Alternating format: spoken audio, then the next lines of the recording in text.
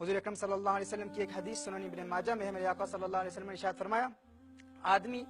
اپنے پیٹ سے زیادہ برا برتن نہیں بھرتا، انسان کے لیے چند لقمے کافی ہیں جو اس کی پیٹھ کو سیدھا رکھیں، اگر ایسا نہ کر سکے تو 1/3 کھانے کے لیے، 1/3 پینے کے لیے اور 1/3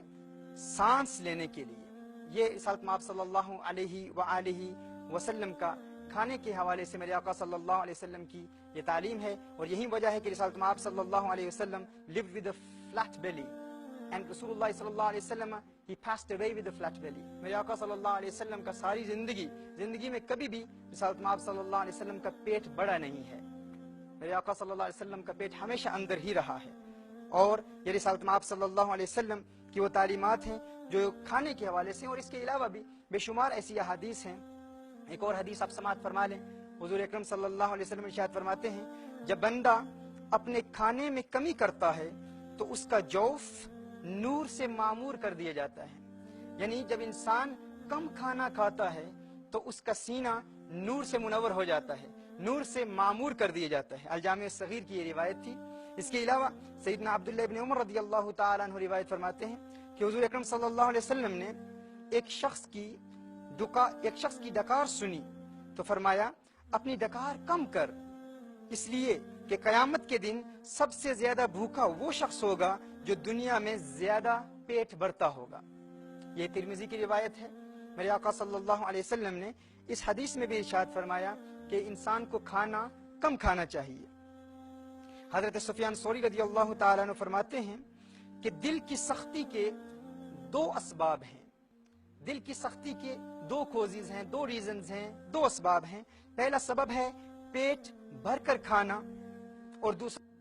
زیادہ باتیں کرنا، زیادہ بولنا۔ ناظرین کرام، جب انسان پیٹ بھر کر کھانا کھاتا ہے، اگر آپ ایکسپیریمنٹ خود بھی کر لیں اور دیکھ لیں، یہ تجربہ کر لیں کہ انسان کو عبادت میں سرور نہیں آتا، عبادت کی حلاوت اور مٹھاس انسان محسوس نہیں کرتا۔ اگر آپ کسی محفل میں چلے جائیں جہاں ذکر اللہ کی محفل ہو یا رقت انگیز دعا ہو، اور اس دعا میں آپ شامل ہوں، شرکت کریں، اور اگر آپ کا پیٹ بھرا ہوا ہو تو آپ کوشش بھی کریں گے تو اشکوں کی برسات نہیں ہو پائے گی، آپ کی آنکھیں پرنم نہیں ہو پائیں گی، دل میں ایک وجدانی کیفیت پیدا نہیں ہوتی جب انسان کا پیٹ بھرا ہوا ہوتا ہے۔ حضرت ابو سلیمان درانی رحمۃ اللہ تعالی علیہ ارشاد فرماتے ہیں، میں عبادت میں سب سے زیادہ حلاوت اس وقت محسوس کرتا ہوں جب بھوک کی وجہ سے میرا پیٹ پیٹھ سے لگا ہوا ہو۔ فرماتے ہیں کہ جب بھوک کی وجہ سے، بھوک کی اتنی شدت محسوس کروں کہ میرا پیٹ پیٹھ سے لگا ہوا ہو، اس وقت عبادت میں بہت حلاوت اور بہت زیادہ مٹھاس محسوس کرتا ہوں۔ اور امام اعظم ابو حنیفہ رحمۃ اللہ تعالی علیہ ارشاد فرماتے ہیں کہ جب دنیا کا کوئی اہم کام یاد آ جائے تو اسے پورا کرنے سے پہلے کھانا مت کھاؤ۔ انسان کو دنیا کا کوئی اہم کام یاد آ جائے، کوئی امپورٹنٹ کام ہو، کوئی ضروری کام ہو، تو امام اعظم ابو حنیفہ رحمۃ اللہ تعالی علیہ کی تعلیم یہ ہے، آپ فرماتے ہیں کہ وہ کام پورا کرنے سے قبل